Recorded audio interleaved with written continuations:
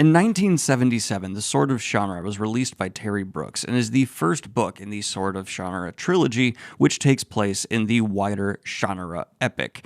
There are far more Shannara books than I thought getting into this first one here. In fact, all of them are on screen right now, and yes, that does make Shannara one of the longest fantasy epics ever created. The author, Terry Brooks, is still alive and putting out some material, and was even recently interviewed here on the channel. But this is my first exposure to Shannara, and yes, I am going to say it in all the different ways I have heard it said throughout this video, so that way everybody is annoyed equally. That's fair. But for dumb reasons, I was also excited to get to the first book in the Shannara Chronicles because it completes the trifecta of Terry's for fantasy. I have now gotten Pratchett, Goodkind, and Brooks under my belt. And interestingly, I have also seen a ton of comparisons made between this book and my favorite series of all time, The Wheel of Time. And after getting through the first one, I can completely understand why. But I want to have a different conversation first. I feel too commonly when classic pieces of media are looked at with a modern lens,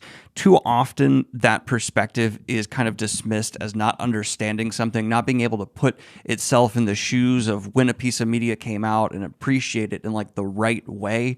I find that to be a very limiting way to look at criticism as a whole and also just enjoying media. In fact, I would actually try and make the case that many pieces of media that were cutting edge at the time they were released in can be more appreciated now because we can see how beautifully those influences, those ideas have gone to lay seeds that went and bloomed into their own incredible endeavors artistically. So I'm just saying that to make clear, as a younger-ish individual consuming an older piece of media, I'm doing so with reverence. But because of that reverence, I also want to be as critical as possible so that we can truly gauge and judge the importance of a piece of art over time. Because even if we have grown beyond a certain trope or cliche or something has just become overly tropey and cliche in hindsight, that's probably because it was really damn successful here, at least in the time this was released in. So if I haven't set it up clearly enough, I do have a lot of criticisms of the Sword of Shannara,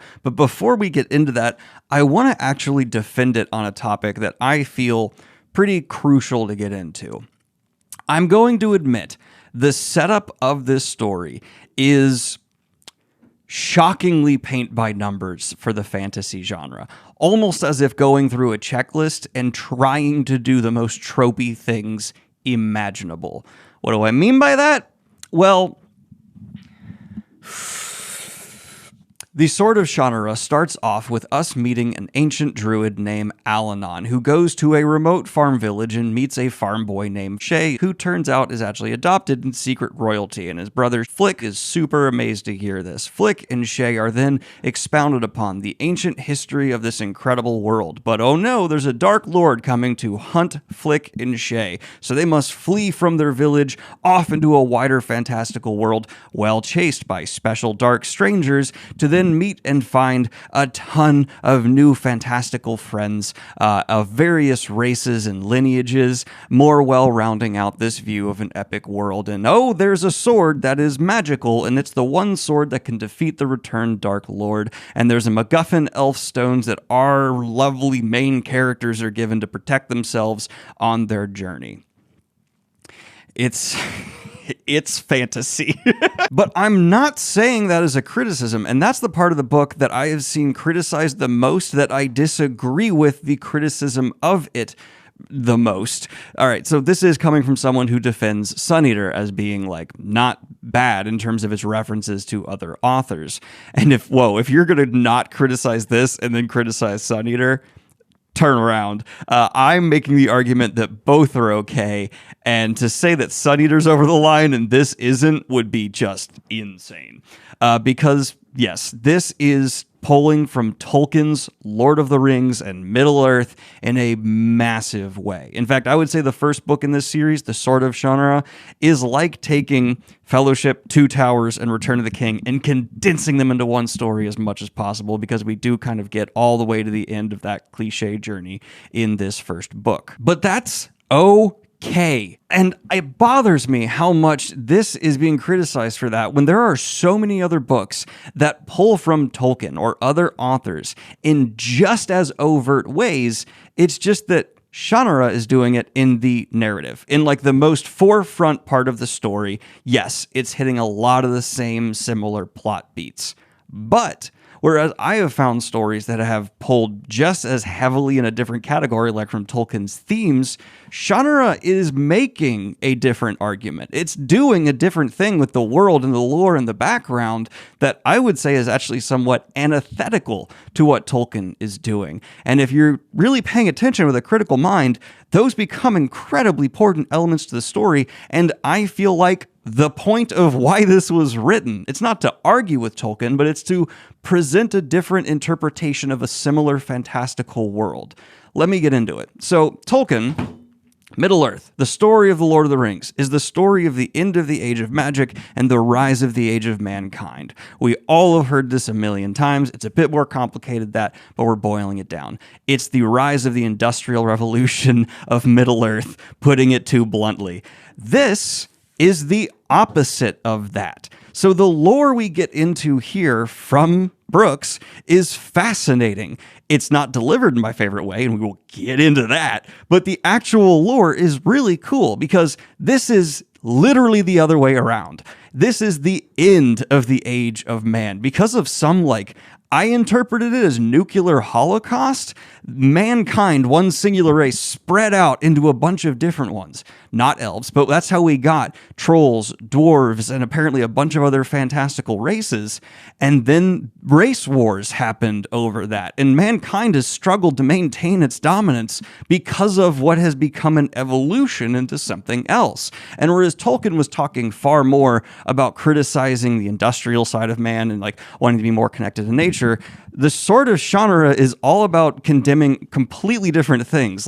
This is about how bad nationalism is. And there's a whole bunch of themes about the truth within oneself and being able to live with who you are and the purity of, not being loyal to an idea, but instead the person across from you. Being able to fight for a party and look past whatever ambitions, whatever, false promises have been laid before you. Yes, narratively, only in the beginning, I might add, there are a lot of similarities. But I would very much so make the case that that was an intentional artistic choice by Terry Brooks to then turn around and do something very different with it. And to look at another art form, we see this in music and movies all the time. You look at a filmmaker or an artist who did a certain thing, and you go, okay, I'm inspired by that. I want to do it again. And that's great. I think the fact that sampling, especially in music, is so common now, and we can see it used to even add layers of meaning within songs, is fascinating. And this is just a version of that, in my opinion. American fantasy editor Lynn Carter denounced the Sword of Shannara as the single most cold-blooded, complete ripoff of another book that I have ever read. Well, I don't know how well read he is, so I can't comment on that directly. Sure. But where's Lynn Carter? No idea. Dead.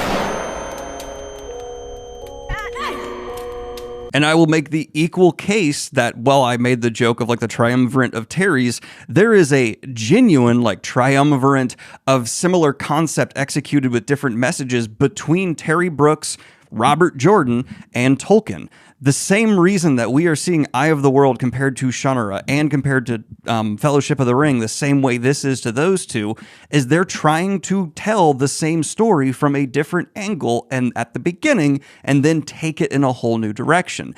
This is about a fall of man to a world of magic, whereas Robert Jordan didn't really have a fantasy element overtaking or going under mankind, but instead their destruction and rebirth is because of their own hubris, and there's no fantasy race they're struggling against. It's just, oh God, we went too far, and now we gotta try again after a breaking, which also happened here. And then in actual Tolkien, it's about how mankind in the Industrial Revolution is overtaking fantasy. Each products of their time, each doing a different thing. Now that I have so gone out of my way to get Shannara fans on my side, it's time to criticize the hell out of this book.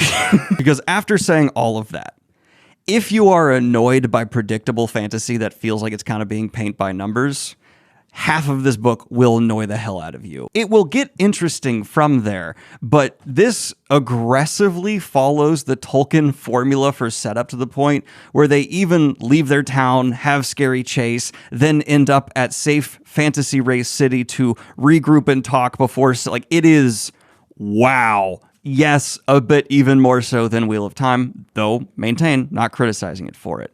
And in addition to that, of those 3 epics we're talking about, 2 of them are well known for their ability to deftly weave in mythology, lore, in a way that feels natural in the storytelling. Specifically, Wheel of Time. A great example of this is when Moraine, and I can't believe they cut this from the show and the way it was presented in the books, preaches about the history of Manetheren. It's justified for her character to do so in a very important moment, and she goes off like the badass she is and humbles an entire village by telling them about their own history, establishing her charisma, establishing her knowledge of the world, and enhancing her overall mystique. Then we have Allanon, the wizard who shows up to flick and Shea's village.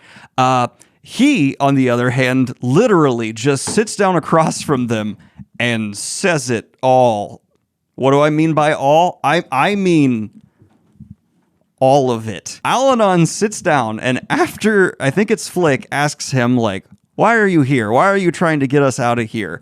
He goes through the story and lineage history of Shannara. I'm sure it's not as detailed as the other books are going to get, but imagine like the opening monologue for Galadriel, but longer. Let me literally prove it to you. How many pages do you think this monologue is? Let's see.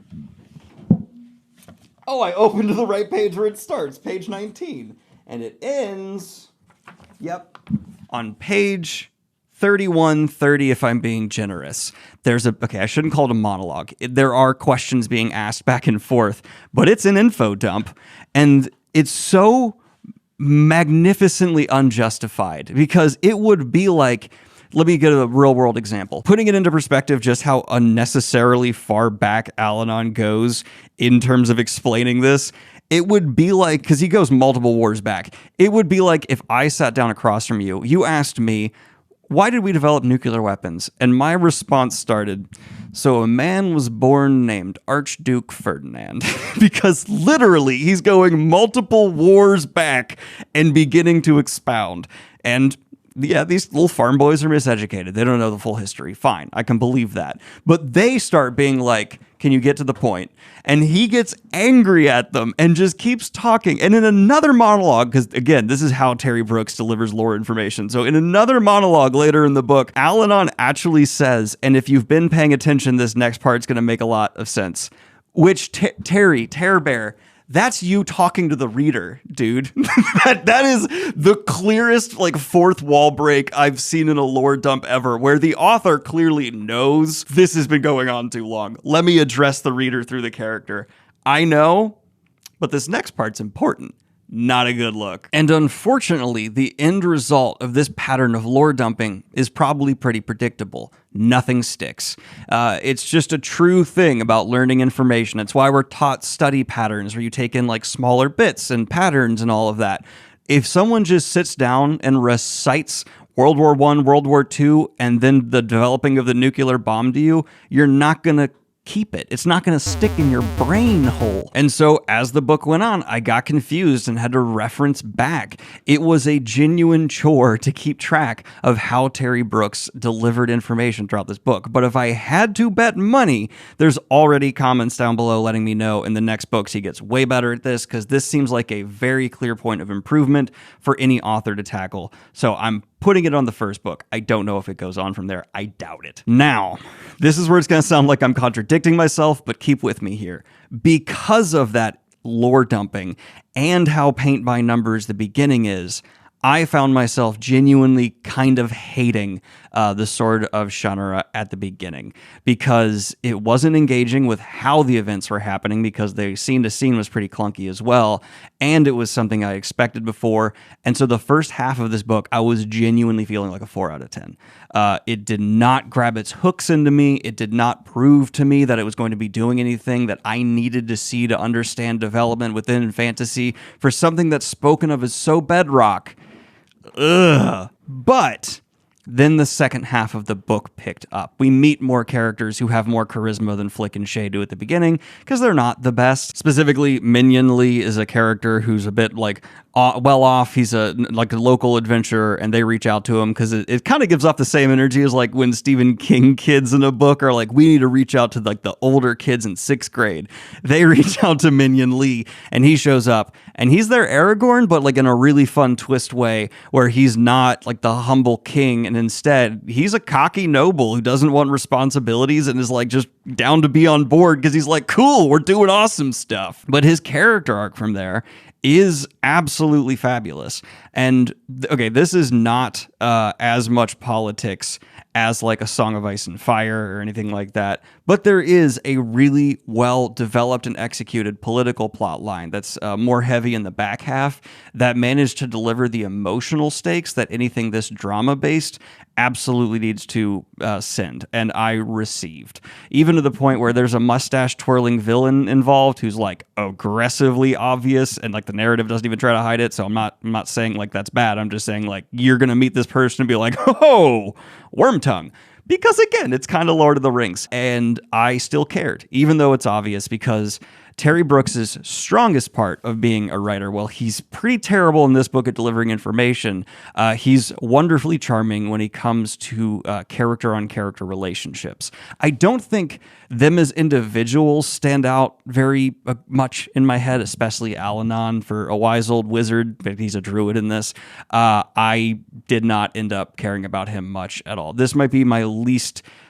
this might be the least interested I've been in an old wide wizard in a fantasy book ever, and they're my favorite character type. So, ooh. But in general, how characters feel about each other, how much like affection they're willing to show back and forth, and how much they miss and love one another really starts pulling you more heavily into this story, and made me start to understand, especially if you're a character-based reader, why someone would want to then go on and read the rest of the Shannara series. In fact, there are actually a couple just characters introduced, especially a thief later on, that I do just like who they are and how they're presented. There's especially a message built through the characters of acceptance of other and, you know, getting rid of prejudice. It's part of the whole no nationalism, anti-isolationism. We are the together that we exist in. I think that's a beautiful message, and that's all done through character and some overt dialogue. There's a slight bit of undercut to this, though, where it's like, yeah, treat people great. All this stuff is good. We're gonna abuse that gnome. We're going to hurt him so bad.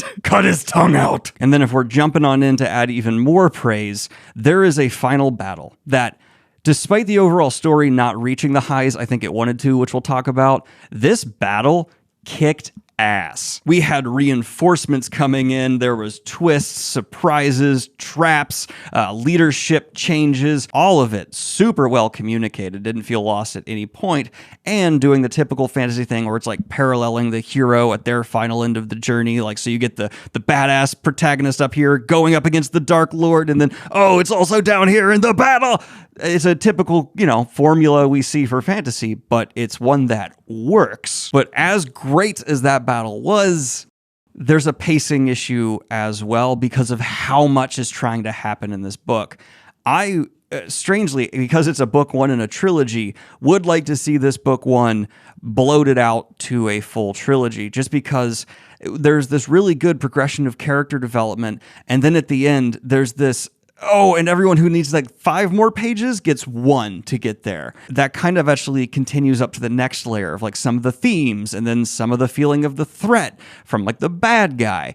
And that's where the biggest disappointment comes in, because the main antagonist, a warlock, evil, ancient lord, really should have weight to them, especially if they're trying to be a Sauron manifestation of evil. They're not going to have much character, just inherently being that kind of antagonist. And so their malice, the feeling of them on the page, really has to be there. Like, I gotta be blown away by just how they enter a scene, what they represent. They're, parallel to what they're actually supposed to be, whether it's the evil within mankind, whether it's, a darker side of the universe itself. I didn't really get any of that. Instead, it's a very thematically, I get it, resolution to the villain, but in terms of what actually happened on the page, it was kind of a wet fart for me. Especially because I'm not going to say what exactly happens, but there is a solution to a battle that's looking pretty bad. That's my least favorite solution to do for that kind of battle and need of resolution of conflict. And that hurt my enjoyment of Shannara quite a bit. Boiling it down, I would say the Sword of Shannara is a relic of its time. It pays tributes to the classics that inspired it, doesn't do a whole lot new, but is filled with such a powerful love of the genre with inclusions of like elves and gnomes and of course dark lords that you kind of get lost in the charm. The story kicks off in an obnoxiously recognizable way, but it's building to interesting themes, wider storytelling that does justify the overall story's existence and feels like it is doing something, at least on that level, that rings true. I wish it would do a bit more than just talking about the dangers of nationalism, which is great, but it felt like it could have gone even further. The delivery lacks finesse. Allanon's lectures are inexcusably exhaustive and relentless, and despite a badass choreographed final battle, it's undercut by Shea's final showdown with the Dark Lord that was just overall disappointing in its delivery and felt like a cop-out. If you're a die-hard lover of just pure fantasy, I can't help but recommend The Sword of Shannara to you, because there's such an important part of me as a reader that did just kind of enjoy the warm fuzzy of getting swaddled up in this story. Terry Brooks needed to improve as a writer at this point, and the prose, I would say, overall were just very not good. The most concise way I can think to put this is Brooks always feels like he's trying to write a fantasy book rather than the language used itself elevating the story. It's just a bit clumsy. And you might be surprised by just how dangerous the book does feel at times for our characters as well. And despite far from a grimdark tone, a substantial amount of pain delivered of the emotional and physical variety. It's just that you either need to be new to the genre or go in knowing what to expect. Otherwise, you'll be surprised by a lack of surprises. And I can't help but feel I may have been a bit more positive in this review if it wasn't for the fact that at the end, it kind of ends on Allanon giving us another lecture, which just felt like some salt in the wound. But this has just been your review of the Sword of Shannara. Look forward to a review of The Fury of the Gods, dropping next week by John Gwynne. And like and subscribe if you have not already. Hit the Patreon if you want to support what I do here, and have a good one, y'all. Peace.